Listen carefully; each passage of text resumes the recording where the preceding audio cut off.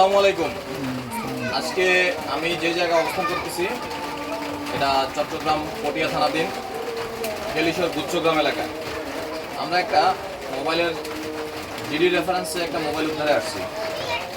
আমি এখন তথ্য প্রযুক্তির যুগ, আমরা তথ্য প্রযুক্তির মাধ্যমে আমরা আইডেন্টিফাই করতে পারছি যে মিসেস রুবি আক্তার ওনার রেজিস্ট্রেশন করা সিম ইউজ করে একটা মোবাইল, যে মোবাইলটাতে ব্যবহার করতেছে সিমটা, ওই মোবাইলটা হচ্ছে চোরাই মোবাইল আর কি, যেটা আমরা উদ্ধারের জন্য আসছি এখানে।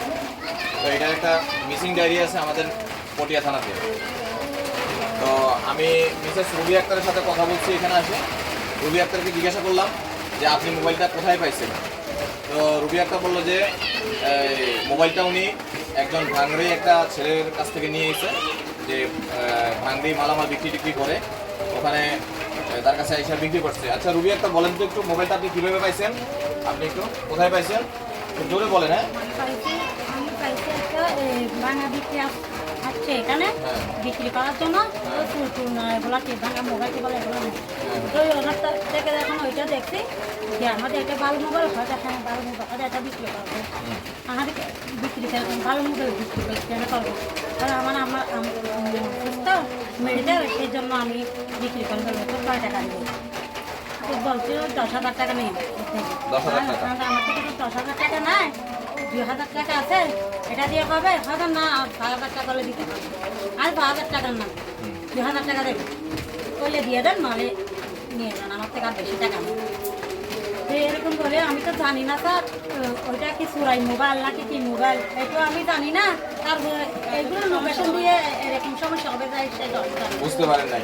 আচ্ছা তাইলে আপনি একটু সচেতনতার অভাবের কারণে উনি যে এই কাজটা করছে, আমি ওনাকে একটু দু একটা কথা বলবো, এই কথার মাধ্যমে উনি ওটা বুঝতে পারবে। আমি পিছনে লোকগুলো রাখার অর্থ হচ্ছে ওনারা এখানে একটা এই যে কেলিশর গুচ্ছগ্রাম, এটা হচ্ছে ছিন্নমূল একটা এলাকা আর কি। এখানে সরকার কর্তৃক প্রদত্ত কিছু ঘর দেওয়া আছে, সরকার কর্তৃক যে ঘরগুলো দেওয়া হয় ওই ঘরের অধিবাসী তারা আর কি, এক একজন এক এক ঘরের মালিক সরকার থেকে নেয়া।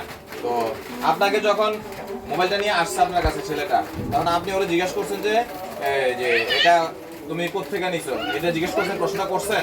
আপনি প্রশ্নটা করেন নাই। আচ্ছা, আপনাকে যখন বলছে যে সেটা বিক্রি করবে, দাম চাইছে 10,000 টাকা নাকি, আপনি বলছেন যে সেটা তুমি কেন বিক্রি করবা, এটা জিজ্ঞেস করছেন নাকি? তো ও বলছে কি, বলছে যে ওর মা অসুস্থ। তো ছেলেটা বলছে, উনি জিজ্ঞেস করছিল ছেলেটাকে যে তুমি সেটা কেন বিক্রি করবা। তো বলছে যে ছেলেটা বললো ছেলেটার মা অসুস্থ, মেডিকেলে আছে ভর্তি, একটু ইমার্জেন্সি টাকার দরকার। তখন সেটা বলাতে ওনার কাছে ছেলেটা দাম চাইছে 10,000 টাকা। তা উনি বলছে যে না, 10,000 টাকা দিতে পারবো না। কত টাকা দিয়ে নিছেন? 2,000 টাকা আমি সেটা দাম দিব।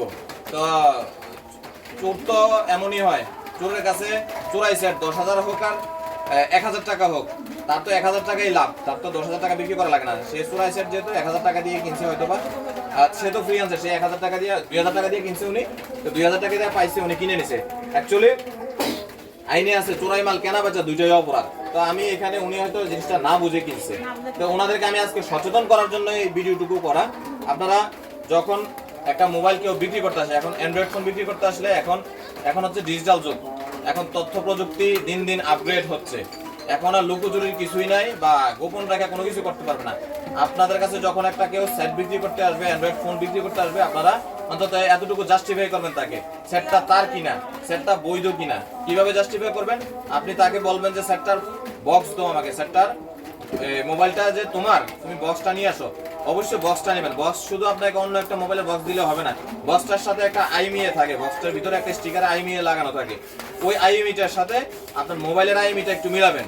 মোবাইলের আইএমইটা মিলানো একেবারে সহজ। *#06# দিলে আপনারা দেখবেন যে আইএমইটা শো করতেছে। এই আইএমইটা এবং মোবাইলের যেই বক্সের মধ্যে যে স্টিকারওয়ালা আইএমইটা আছে, দুইটা আইএমই আপনারা মিলাবেন। মিলাইলে যখন দেখবেন যে এটা মোবাইলের প্রকৃত মালিক, সেই বোঝা যাচ্ছে, বক্স আছে যেহেতু সেই মালিক, এখানে আইডেন্টিফাই করার আর এক্সট্রা কোনো কিছুই নাই। অবশ্যই নেওয়ার সময় যদি পারেন তার কাছ থেকে অবশ্যই তার আইডি কার্ডটা একটু রেখে দেবেন, একটা ফটোকপি করে রেখে দেবেন তাকে ধরার জন্য। যদি কখনো আপনি বিপদে পড়েন, তাকে যাতে ধরতে সহজ হয়, পুলিশের সহযোগিতা তাকে যাতে ধরা যায়, সেজন্য এই জিনিসটা একটু আপনারা রেখে দেবেন, আইডি কার্ডটা। তো আমি আজকে এই গ্রামবাসী যেটা একেবারে ছিন্নমূল এলাকা, তারা আসলে অনেক কিছু জানে না। আপনারা কি এই ঘটনা জানতেন আগে? কেউ জানতেন না। তো আমি যে কাজটা করলাম এটা আপনারা উপকৃত হয়েছেন? এটা আমাদের ভালো হয়েছে। আচ্ছা আচ্ছা, তো মোবাইলটা তো আপনার মোবাইলটা আপনার প্রমাণ করতে পারছেন আপনি? না স্যার, মোবাইলটা আপনার প্রমাণ করতে পারেন না। এই মোবাইলটা কার? যিনি জিডি করছে হ্যাঁ। ওই ব্যক্তির। আমি প্রমাণ করে নিছি এই আমার জিডির আইমির সাথে এটা মিলছে। মিলছে? আপনারা এটার প্রতি দাবি আছে? দাবি নাই। এটা যার মোবাইল, যে জিডি করছে এই মোবাইলটা ওনার।